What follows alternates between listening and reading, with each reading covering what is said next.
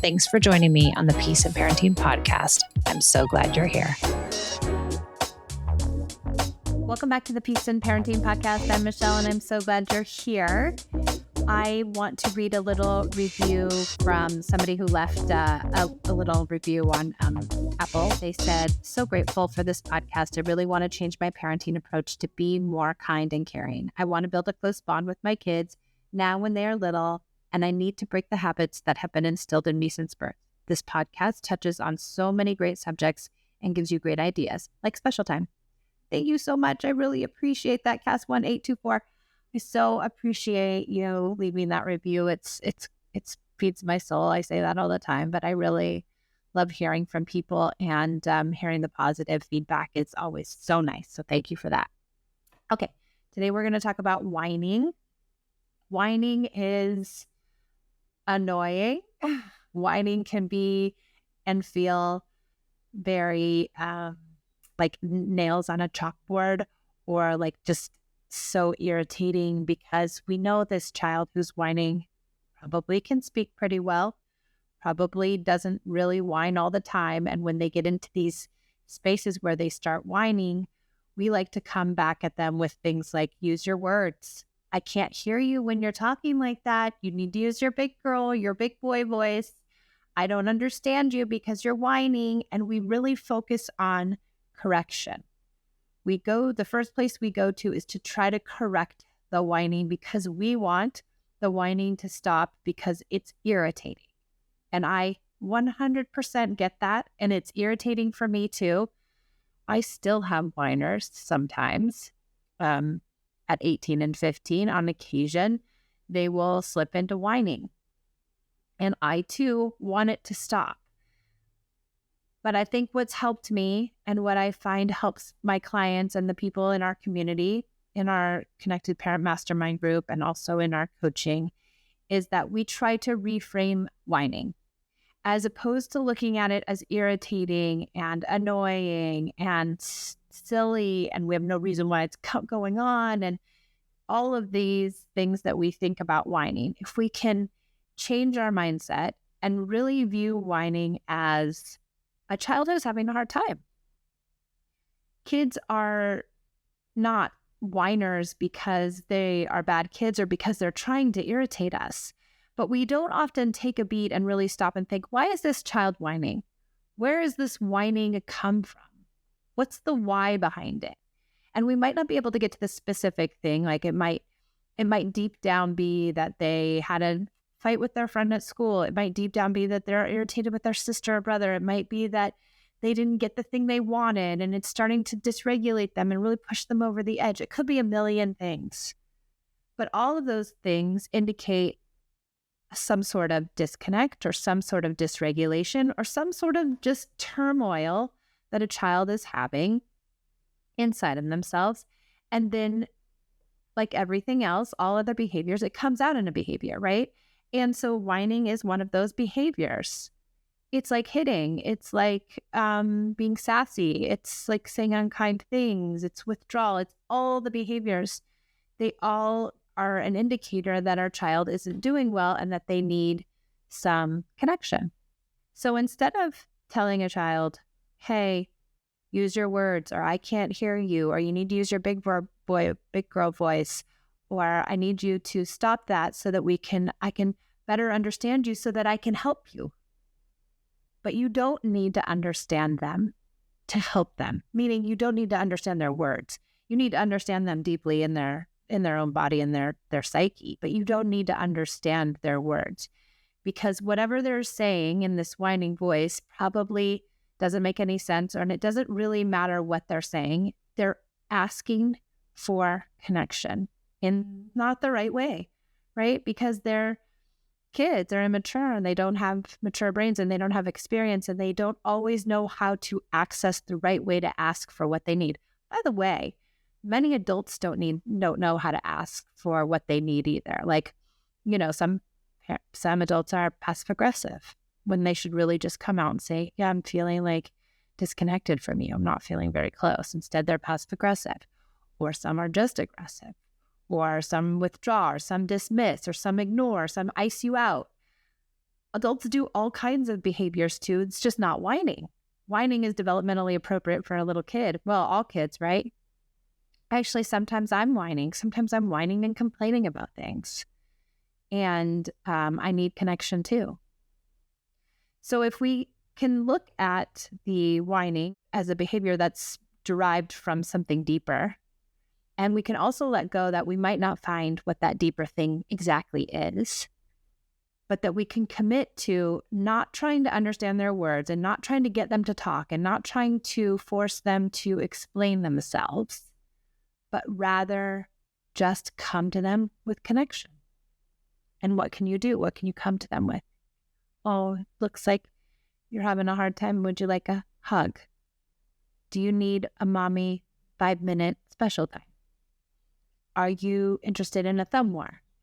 Would you like to take a little walk with me? Can you stop what you're doing and spend 5 minutes and try to get connected to your kid? Now, sometimes the whining comes from this idea of we've said no, right? No, we're not going to have another cookie. We're not going to go to the park. We're not going to watch a movie. We're not going to buy that thing at Target. And sometimes kids will say, I want it. Please, mommy, I need to have it. And then we go into explain mode, right? Well, we can't get the thing at Target because we can't get something every time we come to Target. And, we got something last time we came. And so we're not, but I really want it. And then we go explain it again. And then they keep whining. And then we keep explaining. And then they keep whining. And then we keep explaining. And then we lose our minds and yell and scream or threaten or get so frustrated.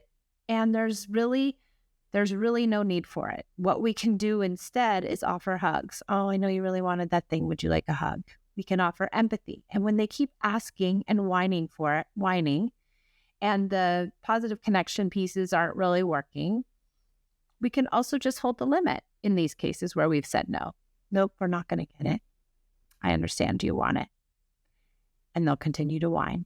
And they'll say why.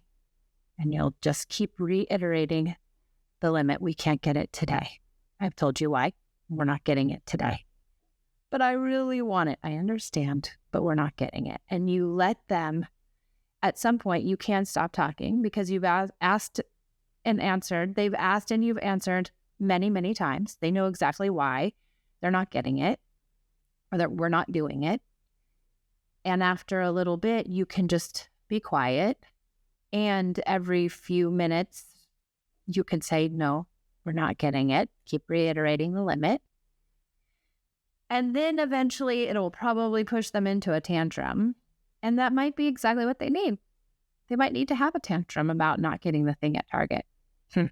Let's hope it's not at Target. Let's hope you can get to the car at least. Let's hope you can get home at least. And sometimes you might have to have the tantrum at Target, which is never fun. But that's okay too. You can have the tantrum at Target if you're able to regulate and stay present and be okay with them yelling and screaming and having a fit in Target. It's not easy. I wouldn't recommend it. It's not my favorite thing to tell people to do, but if it happens, it happens. And life is messy. And sometimes we have to have the Target meltdown. I'm sorry if that's you. I really am. And they're not fun. They're horrible. As Pia had a not Target, but she had a tantrum. I wrote about it in the book if you have the book. But she had a tantrum in this outdoor huge mall called The Grove in LA that had a trolley running down the middle of it. And in the middle of her tantrum, she tried to run in front of the trolley. And it was terrifying. And so I'm with you in solidarity if you've had these public tantrums. And this was because I wouldn't let her ride the escalator for the 5th time, right? Same kind of thing, right? She's dysregulated, asking for connection. It's a big special time that we were doing right in the middle of our big special time, which often happens because kids, sometimes they use those moments to show us their feelings. But that was an hour-long tantrum. I did get her into the car in the parking garage where we ended up having most of the tantrum. I had to basically pick her up and carry her there. She was only 3, I think, at the time. And so I was able to do that. And you aren't always able. So sometimes a kid needs to have the tantrum to help them feel better. Now, this is a backwards way of thinking for many of us, right? Tantrums make you feel better. You're supposed to have them to re-regulate your feelings. Wow, that's interesting, right? It's a complete departure from what we've been taught and what society tells us and the way in which we've operated in the world and probably the way in which we were raised. So when we continue to hold the limit, if a child is whining and unable to, accept the no, then we allow them to melt down. And we are there with them with empathy and understanding. I know you really wanted the toy. I'm sorry, we can't get it today. We do not rescind our limit. We do not give them the toy. But we do hold space for their feelings because we want them to offload whatever's bothering them. So it could be that something's bothering them that's not related to the toy, right? It could be, all the things we mentioned before. It could have been a fight with a brother or sister. It could have been a thing that happened at school. It could be a million things. But they use the limit to get the feelings out. And once you can sit through all those feelings, they feel better. And when they feel better, then they end up doing better. And afterwards, after the feelings have come out and you've given them the empathy and you've self-regulated, which is not easy, by the way, especially in Target or the Grove or any public place like a restaurant or a park. It's not easy. It's not even easy at home. I know that because we weren't modeled it and because it doesn't seem normal or right to allow a kid to get really dysregulated and have big, huge feelings. But it is. And by the way, this can be very useful for teenagers. Sometimes they are whining or they can't accept the no and you have to give them the no and then they get really upset about it. And it's okay as long as you hold the space for those feelings, but you don't have to rescind the limit. So in the case of whining, if we can reframe it and see it as, oh, red flag indicator, here, this child not doing well, how can I supply them with connection? Are they going to be able to go for the hug, the kiss, the thumb war, the special time, the level 1 connection pieces?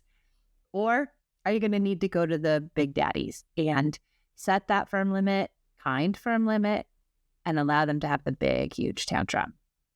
That might be the way you have to go, depending on how dysregulated your kid is, depending on their temperament, depending on the situation, depending on a lot of things.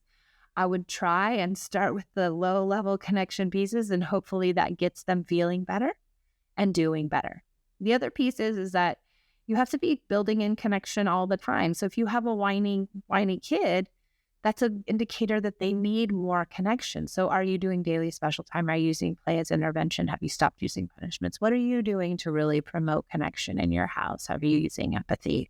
Are you intervening in sibling rivalry with neutrality? Like tons and tons of, ideas around connected parenting and the tools and the framework. So learning all of those and making sure you're implementing them all of the time will decrease the whining, because once they've got to whining, you kind of lost, right? You're just remediating at this point. You're just trying to put a Band-Aid on it. If you're building in connection all the time, though, we will have less whining than actually occurs. Now, coming with connection will help remediate it in the moment, but what we'd really like to do is have so much connection that whining doesn't happen so often. Now, will you get rid of all of off-track behaviors by being a connected parent? No, never. That's not what we're looking for, but we are looking for less off-track behaviors and fewer upsets and, more peace and calm in our home. In the Connected Parent Mastermind, which is our group coaching program, we have 9 modules of instruction. Those 9 modules of instruction include this idea around setting limits and 8 other big ideas around connection. I teach an hour long in those modules. At the end of each module, I have a Q&A with parents who ask all the questions that everybody asks. So all of our people inside of our community get to watch those modules, get to listen to the Q&A, and then they get to come to weekly meetings and really dive in and say, oh, I watched module 2 and I had a question about this, because we have 3 coaches. We have meetings Tuesday, Wednesday, Thursday, and we've got people coming and asking questions and getting the support they need, while they also have all this library of a wealth of information around connection, because it's easy to get it, in a podcast like this, but it might be harder to apply it without support. So that's where you really can get deep support for your parenting method and pedagogy, is through the Connected Parent Mastermind. if you're interested in it, I will leave the link in the show notes. And I'd love to have you grab a call with us and we can tell you just exactly how it works. Thank you for joining me on the Peace and Parenting podcast. I hope this was helpful, and I hope you have find a new way to look at whining.